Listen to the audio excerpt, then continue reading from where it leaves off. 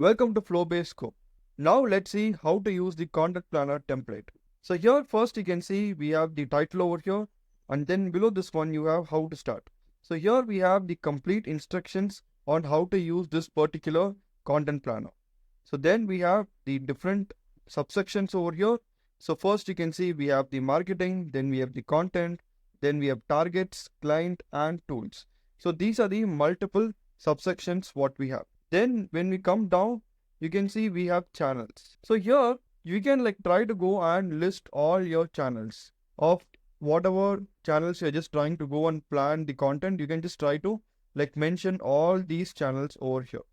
So here you can see your active channels and your all the channels also you'll be able to see it. So you can see these two are not active channels. So if you want to create a channel, you can just try to go click this particular button and then create a new channel. Then below this, you have my week. So in this particular week, what are all the posts you're just trying to plan? So all these things you'll be able to completely see it over here. Next, my day. So today, whatever post you're just trying to post, you can see it here. Next, below comes your brand guidelines. So here you can have your brand guidelines like the color theme, the logo, the font, whatever you want to use. Everything you can just try to mention and then have a complete brand guidelines documents over here completely. Then you have the content ideas. So different content ideas you can have like for blog. So these are some of the content ideas. Also you have the category, whether it's like for entertainment or for inspiration or for education, anything you can have. So like this you can see we have for email, Instagram, TikTok. Like this you can have the complete content ideas over here. Then on the right hand side you have the engagement. So here for each and every month whatever you have done you can just try to go and see it. So here you can have whether for email, if you want to see it completely you'll get.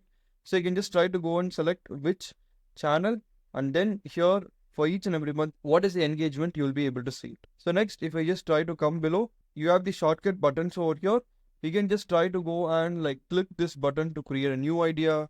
If you want to create a daily record, you can just try to click this button. Then you have for new client pillar, then you have new music, new channel. If you want, you can just try to use these buttons and then create it. Next, we have the my goals. So here what are all is going to be your goals. You can just try to completely list it.